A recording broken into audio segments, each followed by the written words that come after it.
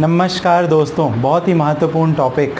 पहले क्या होता था, लोग चोरी करते थे, घरों में जाकर के चोरी करते थे। उसके भी पहले क्या होता था कि आप किसी रास्ते से अपना सामान लेकर के जा रहे हैं, कुछ लोगों ने आपके साथ में डकैती कर ली। अब क्या होता है, लोग अपने घर में बैठकर अपने मोबाइल फ़ोन से, अपने लैपटॉप से, अपने कंप्यूटर से बैठे बैठे आपकी जेब खाली कर देते। जेब नहीं खाली करते, आपका सारा का सारा बैंक अकाउंट खाली कर देते। जी हाँ, मैं बात कर रहा हूँ जो मनी से रिलेटेड फ्रॉड होता है ना, एटीएम, कभी आपको यूपीआई के लिए फ़ोन आ जाएगा, कभी बैंक के एम्प्लॉय बन के आपको फ़ोन करेंगे, कभी कुछ तो कभी कुछ। इसी तरीके के जो फ्रॉड होते हैं, इसी के बारे में हम लोग बात करेंगे, जो कि आपके बैंक अकाउंट से सीधे के सीधे गायब हो जाते हैं। कानूनी प्रावधानों के बारे में बात करेंगे और क्या रेमेडी अवेलेबल है अगर ऐसी घटना, भगवान ना करे, आपके साथ या आपके किसी रिश्तेदार या दोस्तों के साथ हो, लेकिन हो गया तो क्या, आप क्या करेंगे, क्या रेमेडीज़ अवेलेबल हैं। बने रहिए अपने दोस्त अशोक पांडे के साथ, अंत तक आपको पूरी जानकारी देने का मेरा प्रयास रहेगा। नए हैं ज़रूर सब्सक्राइब कीजिए। वीडियो अगर पसंद आए तो मुझे कमेंट बॉक्स पर भी ज़रूर बताइए। अगर आपके साथ भी ऐसे ही ATM fraud, UPI fraud, online transactional fraud से रिलेटेड कुछ घटना घटित हो चुकी है, साइबर क्राइम से संबंधित कोई घटना घटित हो चुकी है, तो भी मुझे बताइए कि आपने उसका समाधान कैसे निकाला।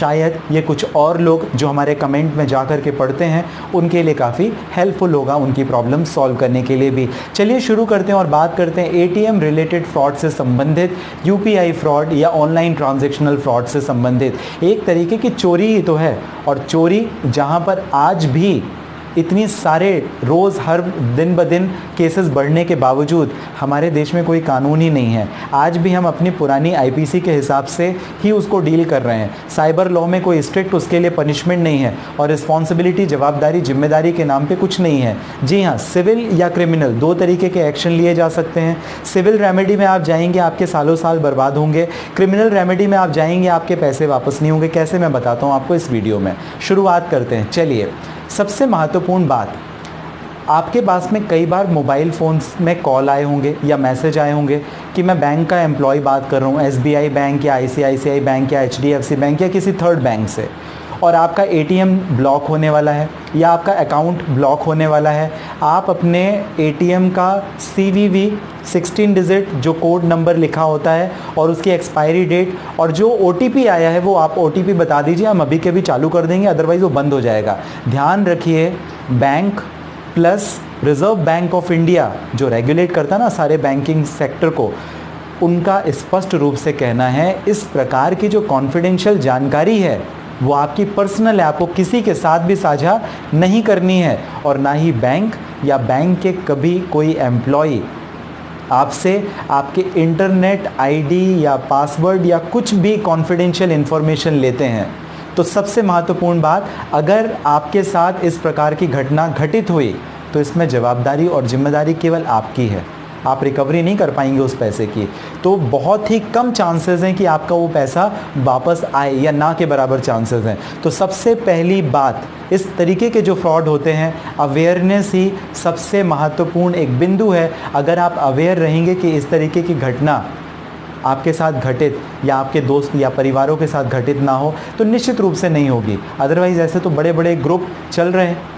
एक नेटफ्लिक्स में भी एक सीरीज़ आई थी, जमात्रा नाम है उसका, अगर आपने नहीं देखा तो देखिए।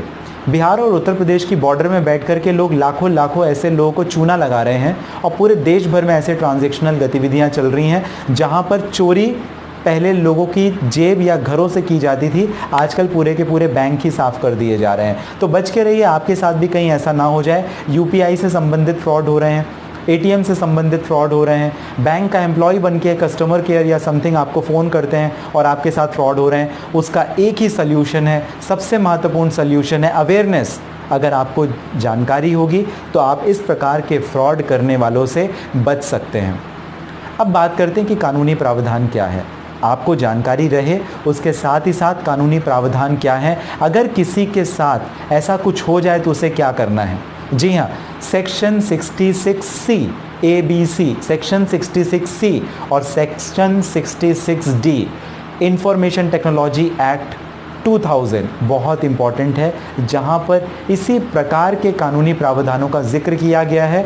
पनिशमेंट होती है बहुत, लेकिन उसमें टाइम लग जाता है। कई बार तो जो साइबर क्राइम डिपार्टमेंट है आपकी शिकायत तक दर्ज नहीं करता है। कई बार मैटर 5000, 10,000, 500 रुपये, 700 रुपये, 1000 रुपये से संबंधित होता है, तो आपकी FIR रजिस्टर नहीं की जाती, उस पर कोई कार्रवाई नहीं की जाती है। जब मामला बड़ा होता है, कई लाख रुपयों का होता है, तब जाकर के वो FIR दर्ज करते हैं और उसमें भी आपके जो पैसे हैं आपको वापस मिल जाएं, इसकी उम्मीद बहुत ही कम है। तो इस वजह से मैं वापस पहले जो मैंने आपको शब्द दोहराया था, अवेयरनेस ज़रूरी है। आपको ध्यान रखना है कि कोई भी कॉन्फिडेंशियल जो जानकारी है आपके बैंक से संबंधित, इंटरनेट से संबंधित, जो भी आप ID पासवर्ड यूज़ कर रहे हैं, नेट बैंकिंग से संबंधित, किसी को भी साझा या शेयर नहीं करनी है।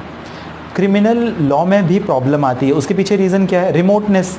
भाई कोई बिहार में बैठ के आपको लूट रहा है, आप हैं बेंगलोर में बैठे या बॉम्बे में बैठे या दिल्ली में बैठे, आपकी जेब खाली हो गई।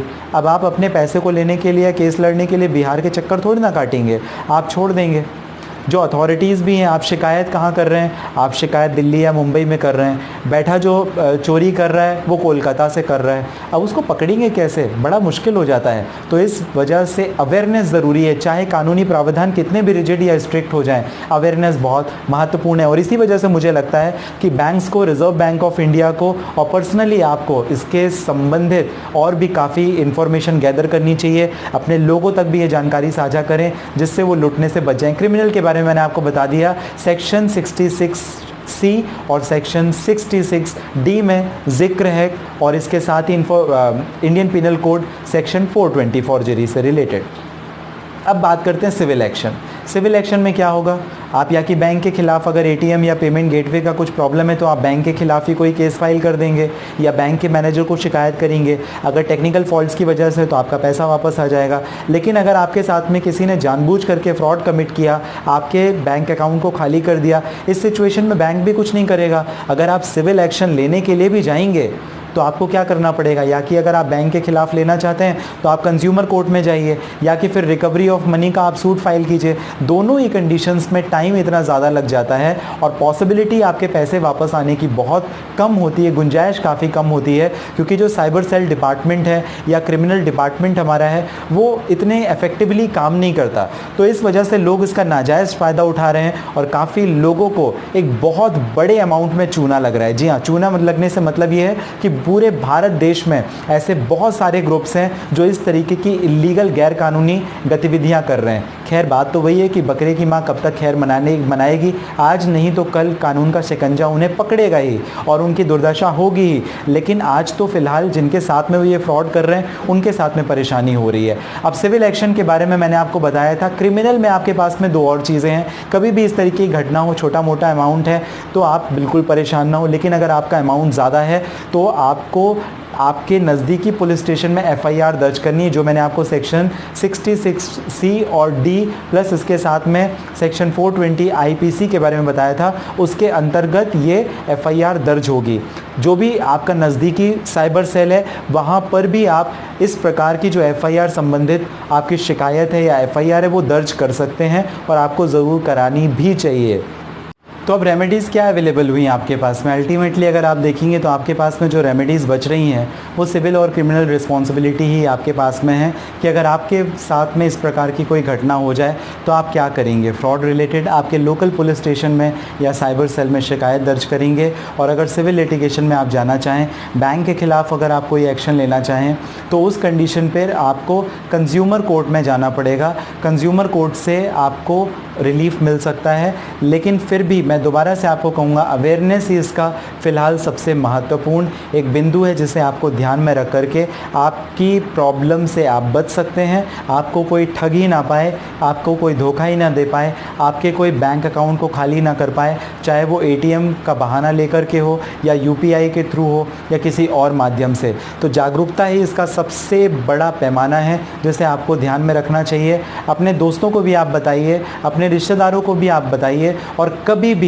अपने ATM से संबंधित या बैंक, इंटरनेट, जो भी आपका ID पासवर्ड आप यूज़ कर रहे हैं, इंटरनेट बैंकिंग से संबंधित कोई भी डिटेल किसी भी थर्ड पर्सन के साथ साझा ना करें। भारत सरकार रिज़र्व बैंक ऑफ इंडिया और जिस भी बैंक को आप फॉलो करते हैं वो सभी बैंक का यही कहना है, मेरा भी यही कहना है। किसी को भी मत आप शेयर कीजिए। आपको ये जानकारी कैसी लगी मुझे ज़रूर कमेंट बॉक्स में मेंशन कीजिए। आपकी पर्सनल प्रॉब्लम के लिए अगर आप मुझे बात करना चाहते हैं, इस वीडियो के डिस्क्रिप्शन में लिंक है जहां से आप अपॉइंटमेंट बुक करके बात कर सकते हैं। व्हाट्सअप नंबर भी इसी पर्पज़ के लिए दिया हुआ है। दिल्ली में मिलना चाहें बिल्कुल मिल सकते हैं।